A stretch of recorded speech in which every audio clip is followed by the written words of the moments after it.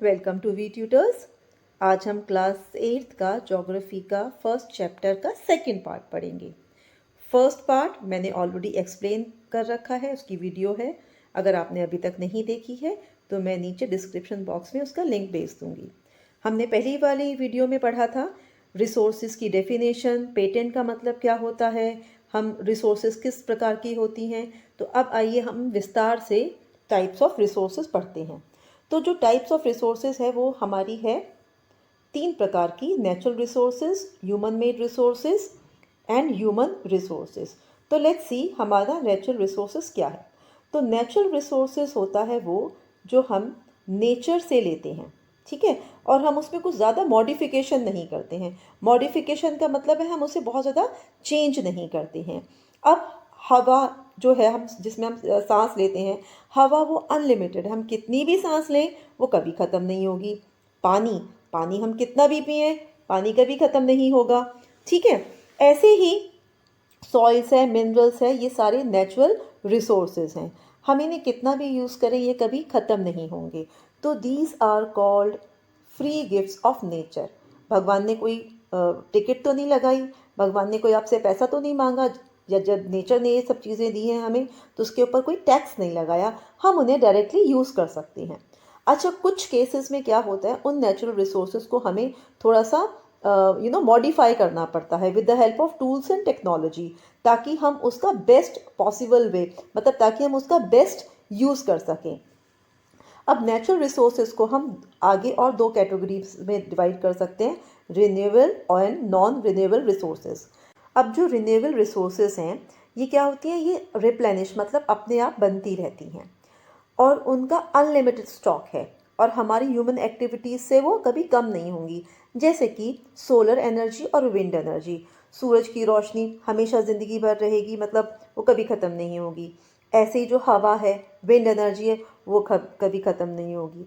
लेकिन कुछ renewable resources ऐसे हैं जैसे कि पानी, सॉइल, फॉरेस्ट, जो हमारी मिस यूज से उनका स्टॉक पे अफेक्ट पड़ सकता है, मतलब वो कम हो सकते हैं। जैसे कि पानी पानी हमें लगता है कि अनलिमिटेड है, ठीक है, लेकिन अनलिमिटेड पानी है, हमारे पीने का पानी का परसेंटेज कम है। तो क्या होगा कि धीरे धीरे अगर हम पानी का मिसयूज़ करना बंद नहीं करेंगे, ठीक है, तो क्या होगा, जो नेचुरल वाटर है वो क्या हो जाएंगे, धीरे धीरे सूख जाएगा। जो भी सोर्सेज हैं जैसे रिवर है, ठीक है, ओशन है, वो क्या हो गया, धीरे धीरे सूख जाएंगे, तो हमें पानी की मुश्किल हो जाएगी। आपको पता है कि हम वर्ल्ड के कई हिस्सों में पानी की शॉर्टेज महसूस कर रहे हैं, हम ये प्रॉब्लम फेस कर रहे हैं। तो नॉन रिन्यूएबल रिसोर्सेज कौन सी हैं, जो हमारे पास लिमिटेड स्टॉक में हैं। लिमिटेड स्टॉक मतलब अगर एक बार ख़त्म हो गई, एग्जॉस्ट मतलब ख़त्म हो गई, तो हमें हज़ारों साल लगेंगे और वो एक ह्यूमन लाइफ के स्पैन टाइम से बहुत बहुत ज़्यादा है। ह्यूमन लाइफ स्पैन मतलब एट द मैक्स 100 साल तक जिएंगे, लेकिन इनको रिप्लेनिश करने के लिए या इनको दोबारा से बनने के लिए, रिन्यूड होने के लिए क्या होगा, हज़ारों साल लगेंगे, which is quite quite long period of time. अब ये जो रिसोर्सेज हैं इनको हम नॉन रिन्यूएबल बोलते हैं। For example coal, petroleum and natural gas. These are some examples of non-renewable resources. The distribution of natural resources depends upon number of physical factors like terrain. मतलब ये जो सारे के सारे resources हैं ये depend करते हैं physical factors. Physical factors क्या हो गया, जैसे कि terrain मतलब कहाँ पर है, पहाड़ पर है, प्लेन पर है, कहाँ पर है, क्लाइमेट वहाँ की जलवायु कैसी है, एल्टीट्यूड कितनी ऊंचाई पर है, समुद्र तल से कितनी ऊंचाई पर है। तो ये जो डिस्ट्रीब्यूशन है रिसोर्सेज का वो अनईक्वल है। क्यों? क्योंकि हमारा जो अर्थ का जो डिस्ट्रीब्यूशन है वो काफ़ी अलग है, कहीं पर प्लेन है, कहीं पर वैली है, कहीं पर पहाड़ है। तो आई होप आपको इतना समझ में आया। Now human made resources, as the heading explains itself, human made resources, resources जो ह्यूमन ने बनाए हैं। समटाइम्स नेचुरल सब्सटेंस, ये नेचुरल सब्सटेंस क्या है, सॉलिड भी हो सकते हैं और लिक्विड भी हो सकते हैं। वो रिसोर्सेज तभी बनते हैं जब हम उसके ओरिजिनल फॉर्म को चेंज कर दें। ओके, अब फॉर एग्जांपल लाइमस्टोन है, लाइमस्टोन को हम ऐसे ही यूज़ नहीं कर सकते हैं, उसमें से सीमेंट निकलता है, मतलब प्रोसेस करके बनाते हैं, तब हम सीमेंट को एज अ रिसोर्स यूज़ करते हैं। ऐसे ही एक और एग्जांपल है आयरन ओर। अब आयरन ओर के साथ में मैग्नेटाइट भी होता है, हेमेटाइट भी होता है, तो हम उसको उसकी जो नेचुरल फॉर्म है उसमें हम उसको यूज़ नहीं कर सकते हैं, उसमें से हमें आयरन को एक्सट्रैक्ट करना पड़ता है या एक्सट्रैक्ट करना होता है, तभी हम उसको यूज़ कर सकते हैं। People use natural resources to make buildings. अब ये जो नेचुरल रिसोर्सेज हैं, जब उसका हमने ओरिजिनल फॉर्म को चेंज कर दिया, हम वो बिल्डिंग बनाने में, ब्रिजेस बनाने में, रोड्स, मशीनरी, व्हीकल्स बनाने में यूज़ करते हैं, और उसको हम बोलते हैं human made resources. Even children, technology is also a human made resource. Technology क्या है? Latest knowledge. वो भी किसने बनाई है? वो भी इंसानों ने बनाई है। So is this clear? Human made resources, जो रिसोर्सेज ह्यूमन ने बनाए हैं। Now human resources.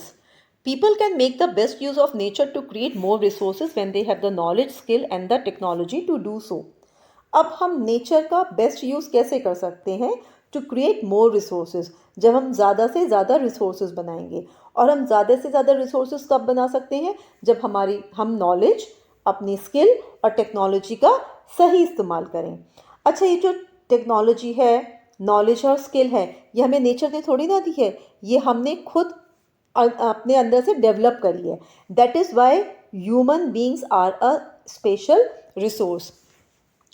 अब ये पीपल आर ह्यूमन रिसोर्स, क्यों हम लोगों को ह्यूमन रिसोर्स बोला गया है? क्योंकि हमने टेक्नोलॉजी, लेटेस्ट टेक्नोलॉजी के साथ में, अपनी स्किल्स के साथ में और अपने नॉलेज के साथ में नए रिसोर्सेज क्रिएट करे हैं। Education and help in making people a valuable resource. अगर आप एजुकेटेड नहीं हैं, आपके पास स्किल्स नहीं हैं, प्लस आप हेल्दी नहीं हैं, फिजिकली फिट, मीन्स अगर आप फिजिकली फिट नहीं हैं तो आप वैल्यूएबल रिसोर्स नहीं बन सकते हैं। तो आपको एजुकेट भी होना है, ठीक है? आपके लिए एजुकेशन भी बहुत ज़रूरी है, प्लस आपकी हेल्थ भी बहुत ज़रूरी है, तभी आप एक वैल्यूएबल रिसोर्स बन पाएंगे। अब हमें इनको करने के लिए, हमें इम्प्रूव करने के लिए क्या करना पड़ेगा? हमें अपने स्किल पर काम करना पड़ेगा और अपनी नॉलेज पर काम करना पड़ेगा, और हमें लेटेस्ट टेक्नोलॉजी यूज़ करनी पड़ेगी to create more resources. That is why it is called human resource development. तो बच्चों, आज बस यहीं तक। नेक्स्ट वीडियो में हम पढ़ेंगे कंजर्विंग रिसोर्सेज। आई होप आपको सब समझ में आया है। अगर नहीं समझ में आया है तो आप नीचे कमेंट सेक्शन में क्वेश्चन पुट अप कर सकते हैं। Till then, take care and good bye, and don't forget to subscribe our channel we tutors. Bye bye, take care.